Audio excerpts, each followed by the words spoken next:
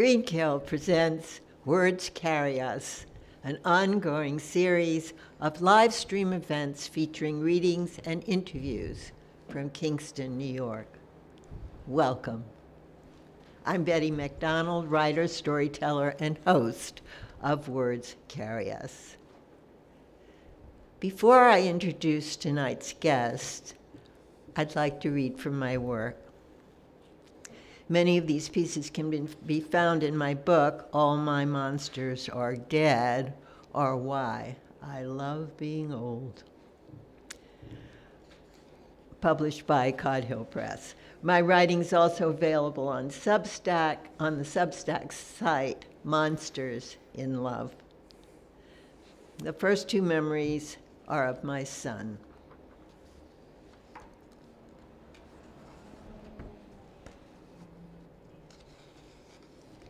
Dialogue with Angus.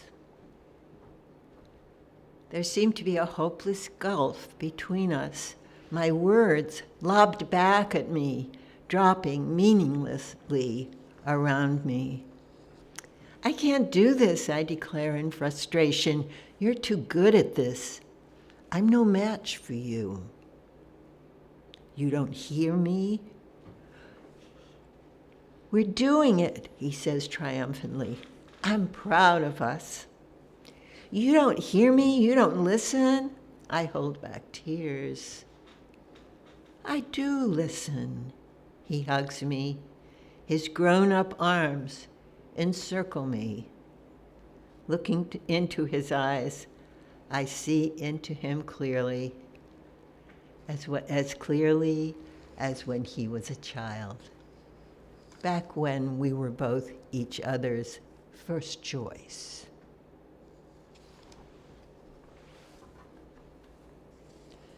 This next one is called Fish Story, or The Perils of the Pond. A loud splash, the shadow of a huge bird rises from the pond. I don't see the bird, just the shadow.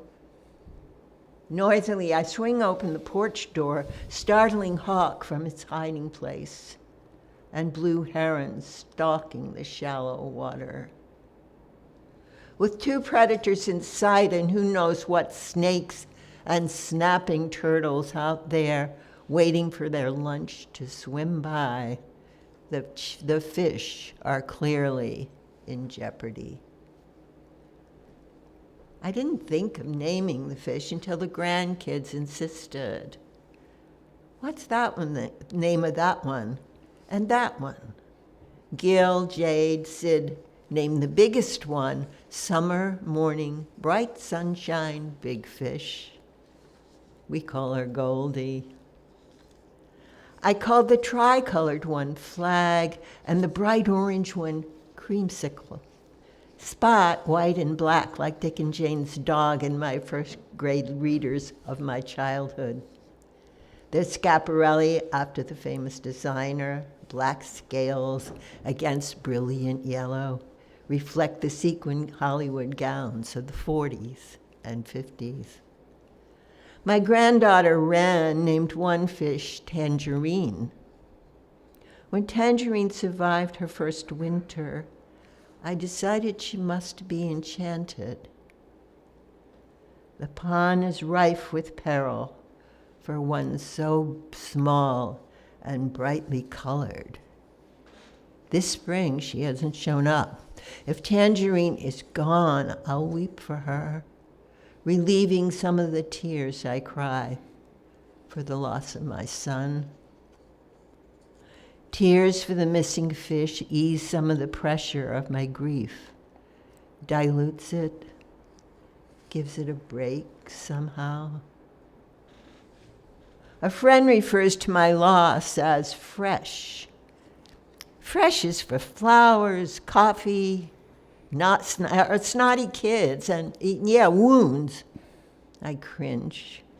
Fresh implies my heartache will fade, disappear. I hug my grief to me. I don't want it to go away. It's what I have left of my beloved.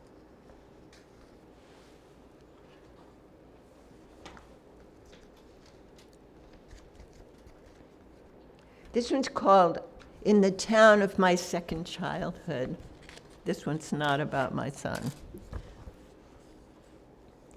In the town of my second childhood, the famous restaurant became a bank. The bank, a gallery. The house that housed the building that housed the free store, gone.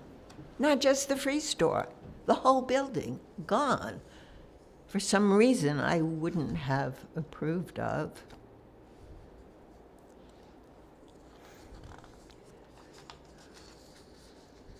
We must be moving closer to the sun. My potted plants are crispy from sunstroke. Geraniums gasping, nasturtiums turning brown. It's hard to keep things alive. After crossing the bridge, turn right into the driveway and around the curve in front of the studio where I used to work, Goliath's foot in white hydrostone, 4 feet from toe to heel. 3 feet tall to the ankle, maybe 4. Malcolm Gladwell says the giant had a condition, some kind of ism, physically and mentally challenged. The house where my kids grew up recently upgraded, new siding, a new foundation. The house had no foundation when we lived there. It sat on the ground, moldering. The foundation I provided wasn't so solid either. The creek meanders, rushes, or roars depending on rainfall or what looks like, what locks they open upstream, changing a little over time, except where the engineers recarved the bank across the road after Deirdre's house, hoisted by the flood, transformed into a boat, floated a full 200 feet until it hit the Bearsville Bridge and disintegrated. Doors and door frames broke apart. Walls and ceilings fell into the swirling water. No sign of books, beds, dishes anywhere. Only the kitchen sinks resurfaced on the bank several miles downstream near the library. If only I'd stayed around to see that, but I was gone by then, afraid I'd be stranded as the water flowed across the driveway, etching deep craters. Awash with rain, I carried our meditative dog in my arms through the rushing waters. Her glossy black head nestled against my yellow slicker.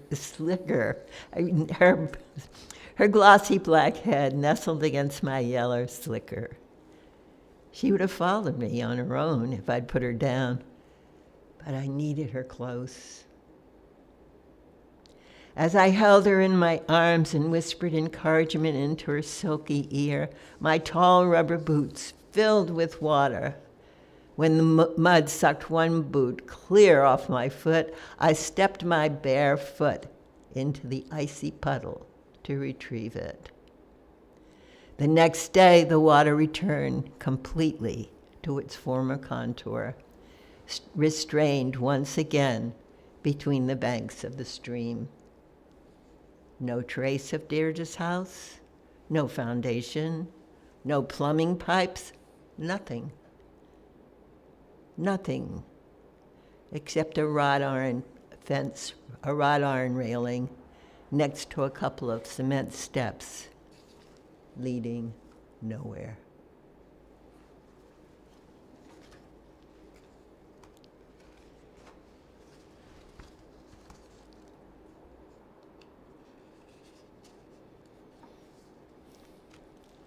My hands are so dry I can barely turn pages.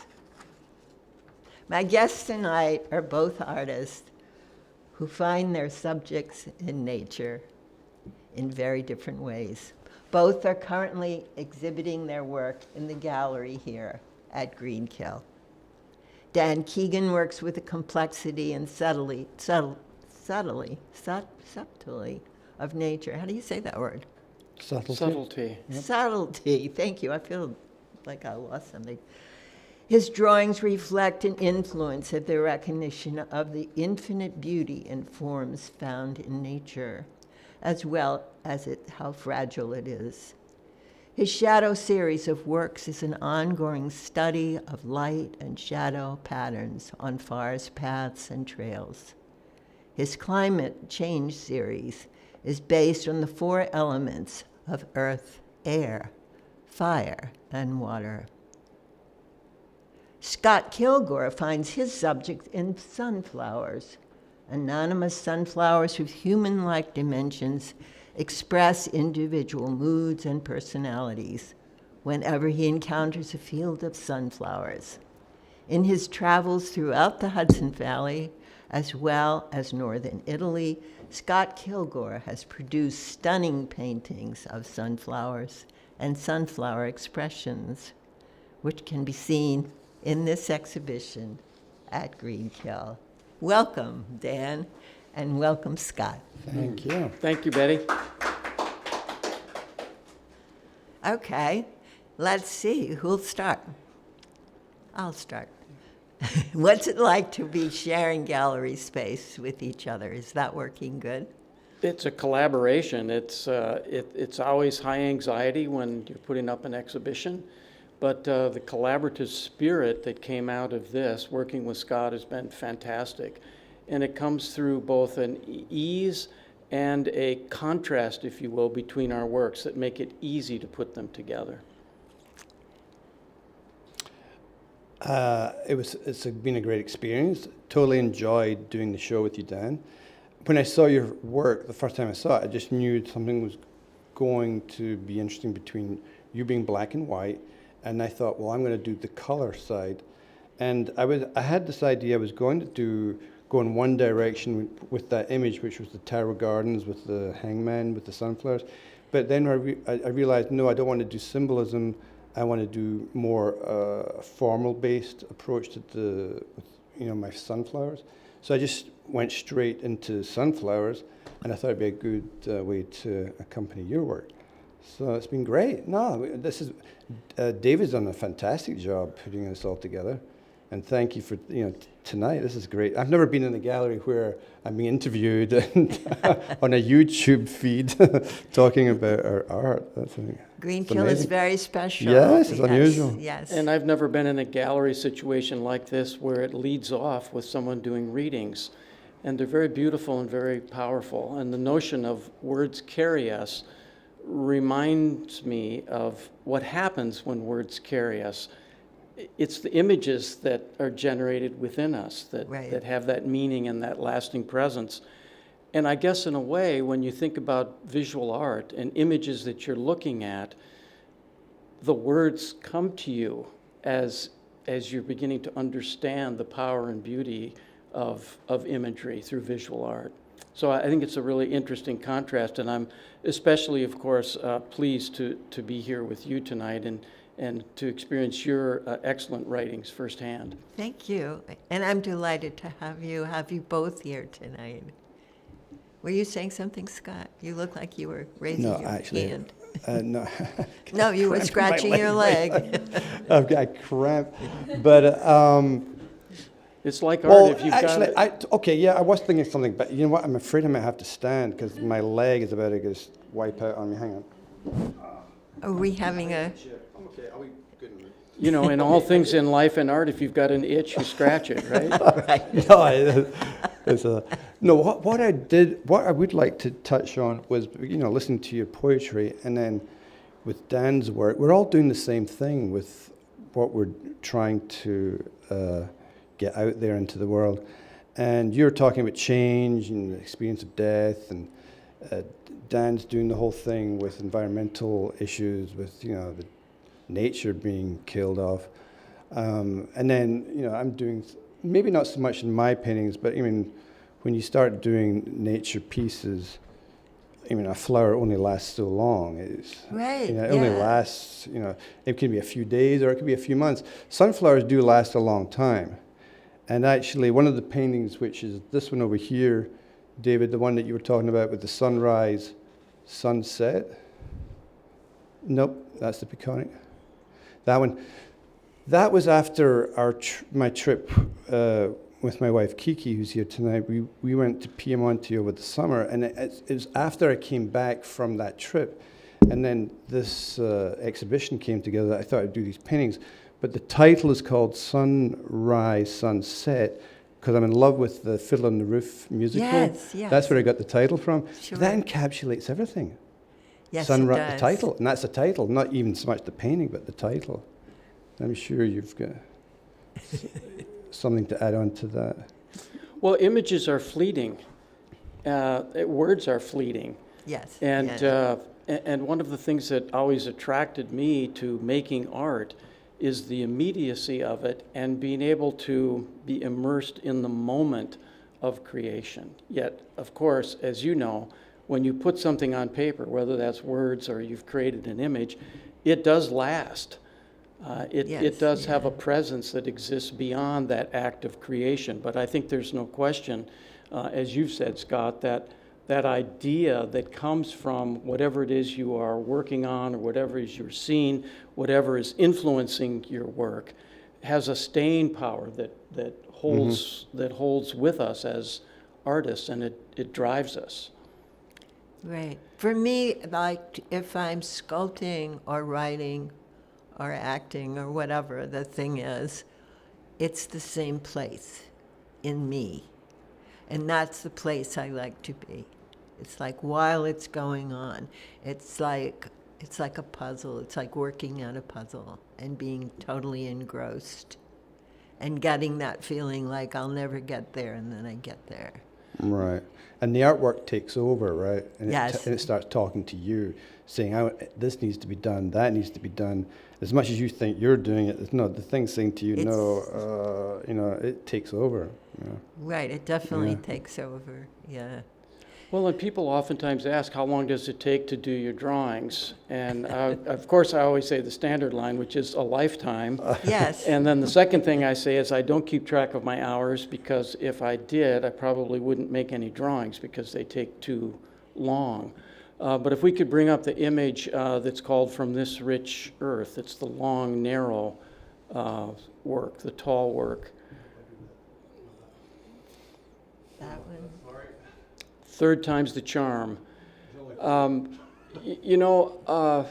work's about nature, and nature has always captivated me because it's allowed me to be in the moment, to be present. We are, after all, here on Earth. And increasingly, we're understanding the fragile nature of this planet that we're on. Yeah. That inspired me many years ago to just get out a camera. And as the iPhone came on the scene, I switched from carrying a big, heavy camera around to having the camera in my pocket. And taking photographs led to me printing images and then compositing images. So the image that you see here is actually a composite of 5 different images that have been patched together. And I always do it in the old-fashioned way. I don't use a computer. I'll just cut and paste and stick things together and then draw from that. So my work is both nature-based and it's photo-based. So you cut and paste the photographs, and then you draw from that. And then draw from those. That's interesting. Because And they're small. So, for example, that image that was just up is, 16, 17 inches by 40-some inches.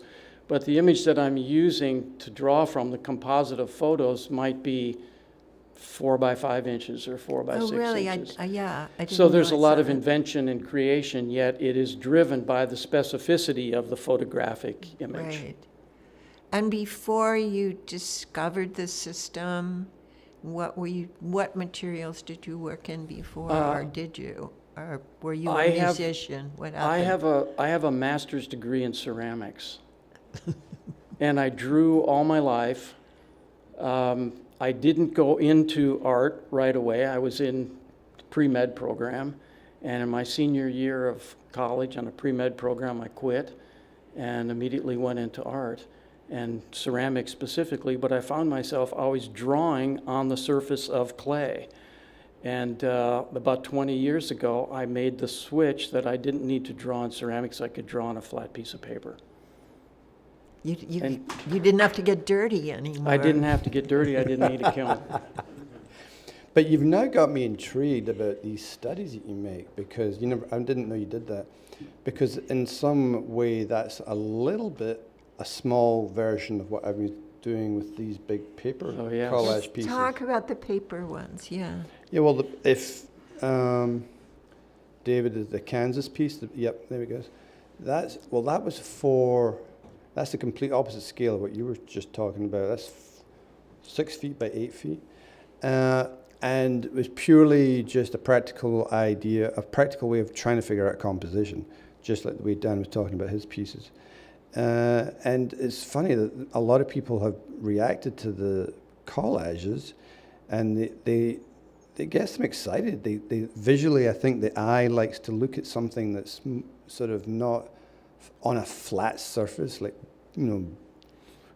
like glued down. It's just like which is that. why I think, we should do another show together, Dan, by the way. We know we're going to do another show, right? Yes. Yeah, we're doing a show. You're going to do more collages? Well, I want to see your collages, and I think your collages, the big ones, could be I could actually be a whole show in itself. Just It the could little, be. yeah. I was thinking that if you're going to do collages, black and white, then I'm going to switch to painting. Oh my goodness. Well, Let's see where that goes. No, I'll be doing pencil drawings. It's not going to go far. It will not go far, because I have to tell you, color scares me. Oh, And Why black does and it white scare has you? always attracted me. Color has always, for some reason, I guess I'm bearing my soul here, Yes, go ahead. it freezes me. color Oh. freezes Um, you. People who look at my work have said, but your works are very colorful in their black and whiteness. And I guess maybe there is that, and there's texture and value and all of that. But when it comes to color, I've always stayed away from it for some reason. I've been more attracted to that transposition of things from nature to the black and white. Have you ever worked in color? No, You've never painted.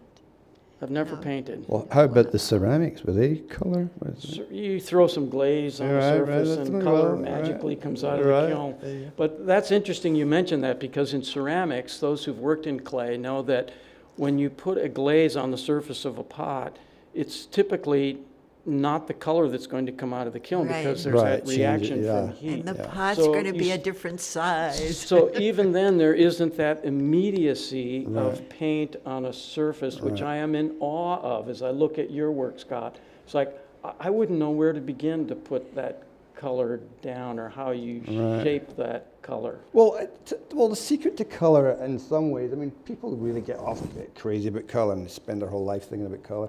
And quite honestly, I don't really think too much in terms of color theory or any of that. But with color, I think it's more about, yet again, it's back down to how much light is coming from the color. Is it a light color, dark color?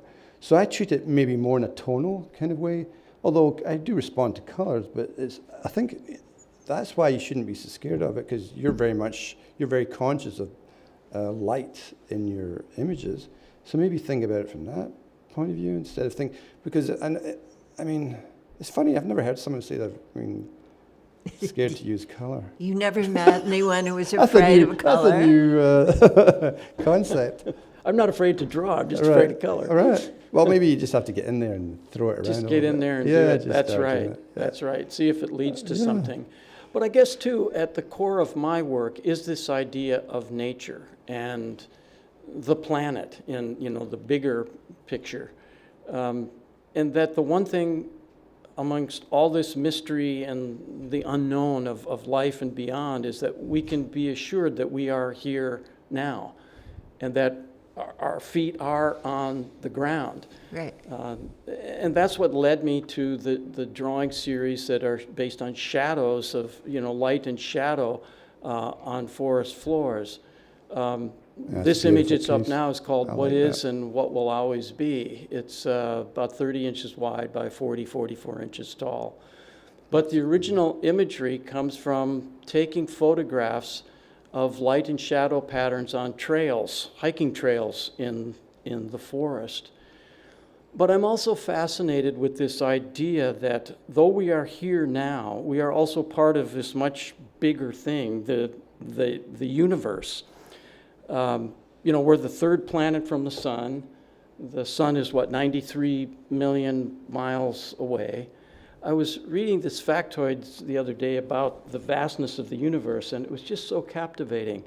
So our solar system is part of the Milky Way.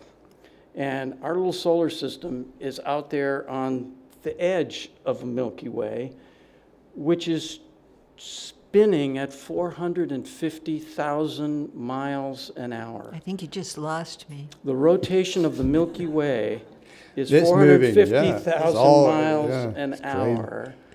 And our planet, which is part of our solar system, is out there on an arm that is turning at that rate. The Milky Way is so vast that it will take 230 million years for our solar system to complete one rotation. Wow, that's wild. That's a good. I mean, it's That's a that crazy number. vastness of here and there, of within and beyond, of our feet on the ground, but also being able to look up at the stars that has always captivated me. And I think- feel the same way, even though I didn't know any of those facts. Yes. I'm just Sorry, also in I am kind awe. of a science geek on that part of my brain. But I think with this piece over here, which is the one that you were just talking about, The shadow that's what you're. series. I think you're The getting shadow into all piece. that with that piece. It doesn't. I don't think someone would know right away that that's looking at a path in a forest, but it looks more like you're looking up into outer space. There is sort of a cosmic aspect Yeah, to it. I think It's so. also been But said that's- by more than one critic that the last person you should ask about your art is the artist. Right. So I know. there's that. Other piece of people it. see things that we don't see. Yeah. I know. That's true. That's right. So tell us something of your background, Scott. Well, I'm from Glasgow, Scotland originally. I came over here in '83. I was trained at the Glasgow School of Art, which was a Charles Rennie Mackintosh building. So he was an Art Nouveau master, and that kind of ingrained in me a sense of art and design that was nature-based, because that was also, they were into natural motifs, and you can see it in the way they use line. Sinuous lines, and so I think it influenced me more than I realized at the time, because at the time I wasn't doing anything, I wasn't really conscious of that, and it's taken me years actually to understand how that did, maybe it's always there circulating, percolating at the bottom. Anyway, I came here in '83, different experience, New York City, the '80s, all the stuff that was going on then was fascinating. So, and I just liked American art. I was very influenced. I just loved American contemporary art. And that's even going from the 40s, 50s, 60s. The 70s were kind of bleak, I think, but then the 80s got interesting again because of that bleakness. So it's just been a great experience coming here just to develop as an artist. And I stayed, so I've been here 40 years. Scottish American now, I got the passport. So. Did you come originally to stay? Was that your plan? My plan was, well, there wasn't really a plan as such. I mean, I was 23 years old. So the plan was just to have a different experience. Because my experience back home had been it was like, my father died in '83, my mother had died in '74. The period up to my dad's death was like, a lot. So I was like, I'm out of here. I want to go to New York. I'd met Henry Geldzahler, who was a very important person in the art world, and he knew my situation, and he wanted to help me. And he said, if you come here, I'll help you get a foothold in the city. And so I just came. And it was either New York or London. I nearly went to London, but London, there was a lot going on in London, don't get me wrong, but New York, it was still too close to home. I wanted to be further away. And when I first came in '82, actually, I did come in '82, I just fell in love with New York. I just got it. You loved New York? Oh, I loved it when I came out. And I was just like, wow, I don't know what, it's not rational. You just go, wow, you just get it, Oh, not everyone gets it. My brother hates New York, so he's always like, how do you do it? How do you live there? But I just took to and stayed. And were you an artist as a child? Were you come Yeah, from, yeah, yeah. I was always drawing. Yeah. You always were drawing. And then you wanted to go to art school, and Do you come got from into an artistic family? well, that's the strange thing. My father was blind, technically blind. He had glaucoma, so he had bad eyesight his whole life. I don't think he ever saw any of my art. So, but he was very artistic. My dad was not normal. He was very artistic, very musical, very bright guy. And he would, I remember one time, which I thought was very strange, I sat in a room with him once, and he's sitting at one end of the room, and I'm sitting at the desk, and he told me to open up an art book, and he said, I want you to put a piece of tracing paper on, and I think I picked a Toulouse-Lautrec image, and I put the tracing paper down on top of the thing. He goes, I want you to draw the outline of the images, of what the composition is. And then I realized, like, what's going on here? I've got my father who can't see is teaching me. He's telling you how to draw. He's teaching me how to see a composition and a. Right. Yeah. So, yeah, he was very artistic. He was switched on. And where do you think? Where was that coming from? From him? From him? Yeah. I don't know much about my family background, to tell you the truth, but it was very. It's like I need to go back and find out. Go to the place in Edinburgh and do all the research. But the only thing I can think of is it was my grandfather on my father's side. He was an interior designer for the ships, the ocean liners. Uh-huh. So I think it came from him, the sense of design. Came from and your- maybe that's where I'm getting my, line composition and stuff like that. And did you always paint, or did you? Yeah. Yes. Yeah. Yes, and you didn't always do sunflowers. No. Sunflowers is a new thing that happened in 19. We went to see Keegan and myself. We went to the Guildhall in East Hampton. Is it East Hampton? Yes. Yeah. Yes. And we saw a Julian Schnabel film, which I was curious to see. It was the one at Eternity's Gate. And it was absolutely fascinating. I just came out after that film because a lot of people didn't like the film, but I liked it. And it was just, I was like, I have to go draw a sunflower. I was like, I've always been a Van Gogh fan, but that was just the icing on the cake. And the actor, I've forgotten his name. He was a great actor. He looked like Van Gogh. Who was his name? William Dafoe. I mean, perfect image. Just look, hey, but what's his name? The other one, what was the other film that was made by Vincent Minnelli? The other, Lust for Life. Richard Widmark? Or Richard? That's Charlie. No, he looked even more like Van Gogh. But anyway, so I came out after that film saying I want to draw a sunflower, and then it wasn't until like 2 weeks later we were in the Peconic. Oh, that's the other. If you show that other one, the brown, the gold sort of sunflowers. These were the first. That one, yeah, that was the first images. I started in 2019, which is so I'm using the paint, and it's a different way of approaching how to paint sunflowers as to the newer ones, which I did after being in Italy. But these were the first ones. No, well, okay, to cut the whole thing, because the sunflowers was 2019, and I'm still doing them, 6 years later. I'd done roses for 10 years before that. So for 10 years, so it's my wife's fault. We went for lunch somewhere in Provence, and before I knew it, I'm surrounded in this rose garden, and that was 2010. So the flowers I've been doing for 14 years. And before that? You don't remember? I can remember. I spent 10 years doing, there seemed to be decades, because I was born in 1960, so I see everything in decades, the 60s, the 70s, the 80s, and 90s.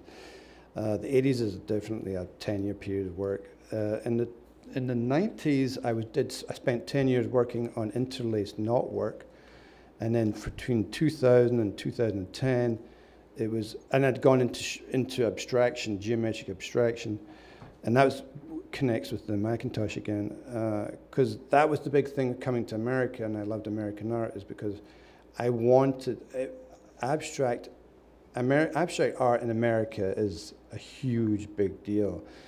And I was always, in fact, most of my artists I like are abstract artists, which is the complete opposite of really what I do. But I love abstract art, and I always had this fascination of trying to do something with that kind of language.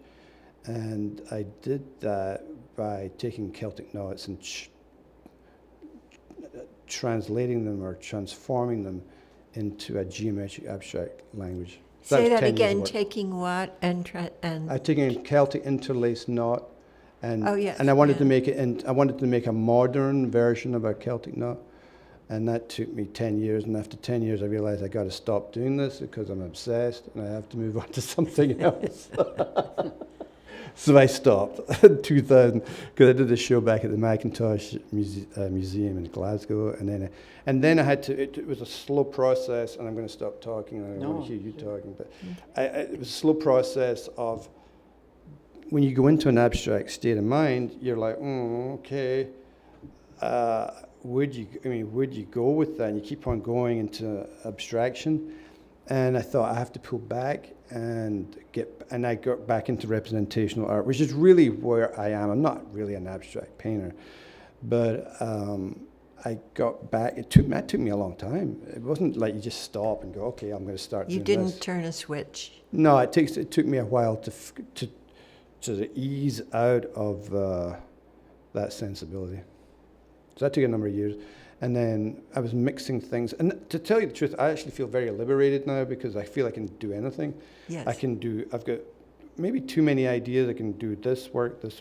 After this, I'm going to stop doing the sunflowers after this exhibition.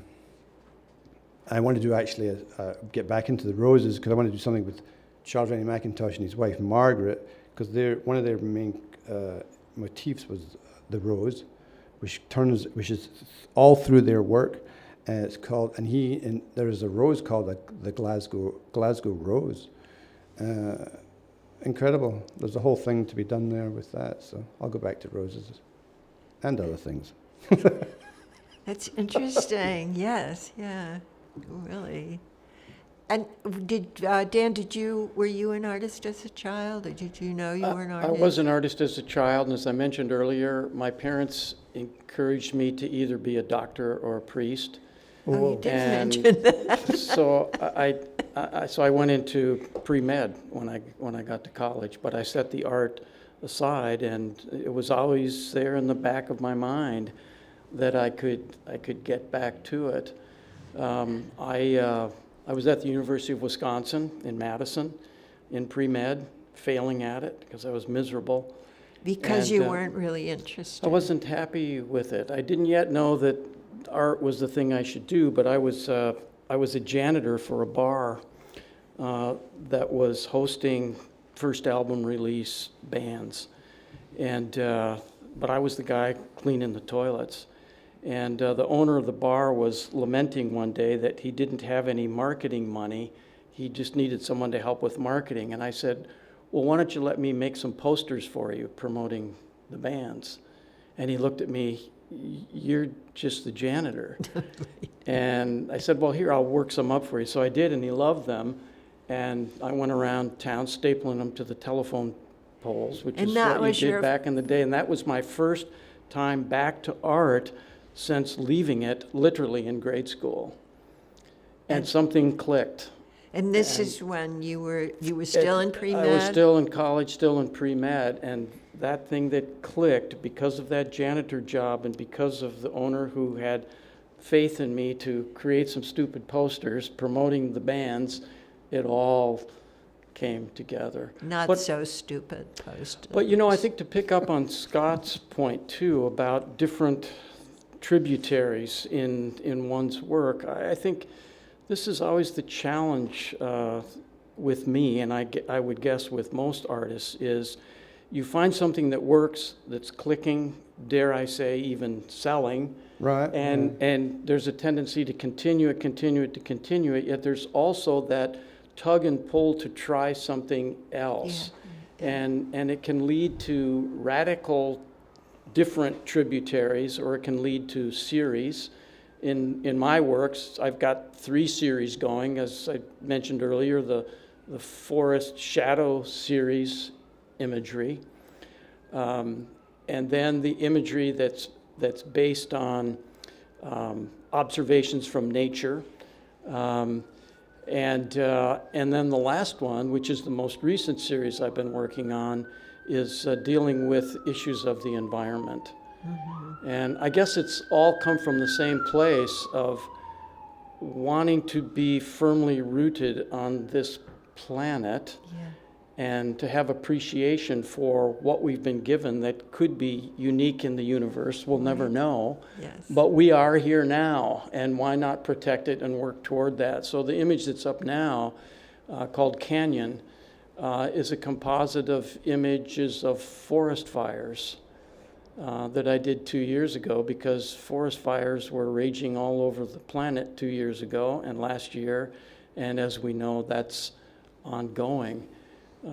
But the idea of this climate series has led to this idea of the elements, as you mentioned at the top of the program, dealing with the 4 classical elements, going all the way back to ancient Greece, that everything was comprised of earth, air, fire, or water, or could be explained in some way. And I got thinking about how those elements really, if we are not keeping them in balance, if we aren't protecting the environment or safeguarding against fire or protecting our water as the natural resource that it is, things will get out of balance as they seem to be, and we'll be in peril. And so this series about the environment, and these are large, this is 80 inches wide by 30 inches tall. If we don't help in some way, in our own way, keeping things in balance, then we're in deep trouble. So I guess this is the other piece of art, in that it can speak to something.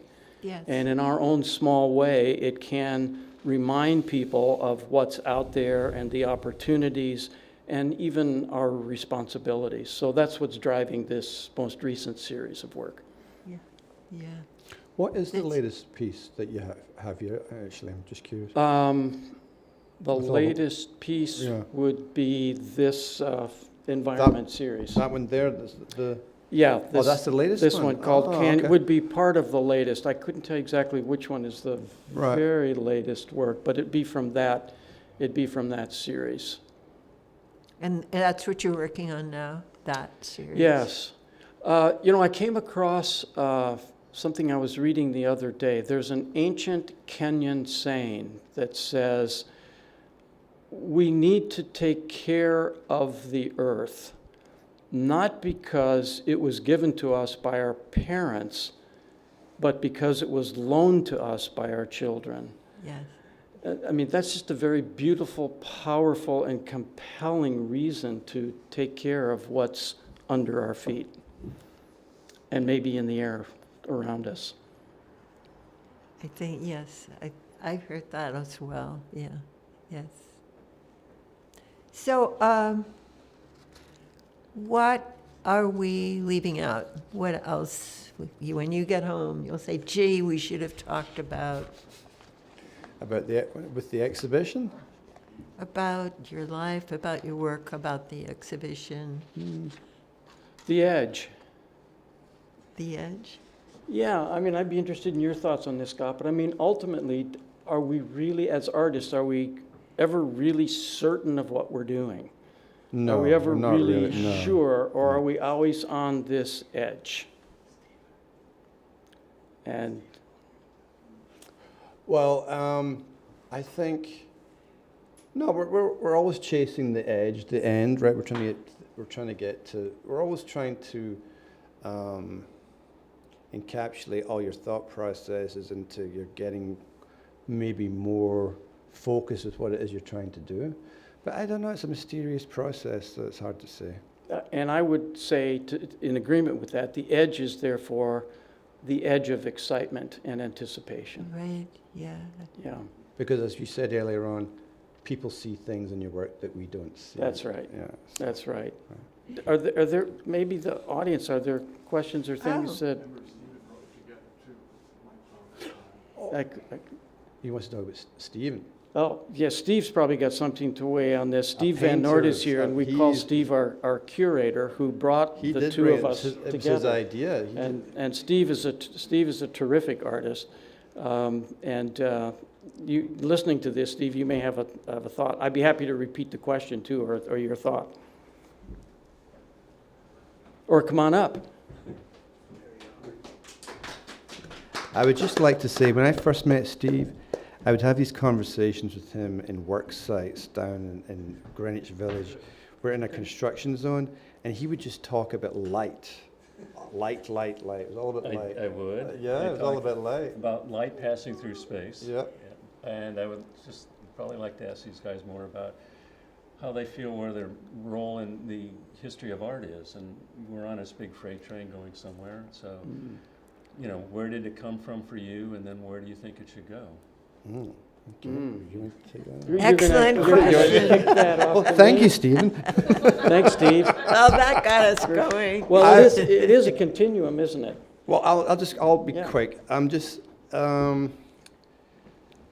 art world has exploded, just like everything else in the world has exploded into this massive this volume of information, the volume of everything due to what, in media, internet. Something's happened in the last 40 years, which is just out of control. And I mean, is it out of control? Maybe it's just the way it is.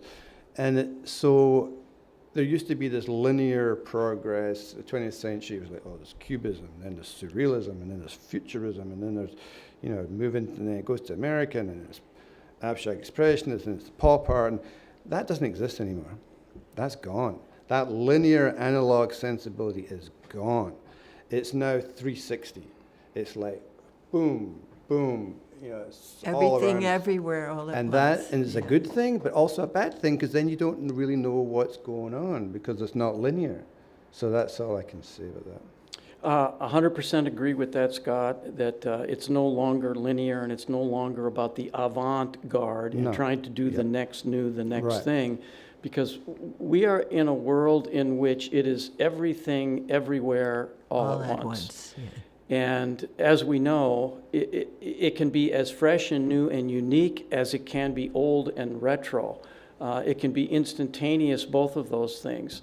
And I think that's very liberating, or should be, for artists in many ways, because it allows us to be true to ourselves rather than trying to outdo or do the next new. I think we can be more in the moment because of where we are today. And I think we can utilize all of the tools at our disposal, including technology. And we can be true to ourselves as artists. And if what you're doing is what you love, and it also happens to be successful in a commercial sense, or it's appreciated by lovers of art, that's extra icing on the cake. Yes. But at the end of the day, you have to like what you're doing. The one other thing I would like to throw in there is that the concept of whatever the avant-garde was, doesn't really exist anymore, but it has, I think, moved into what's called activist art.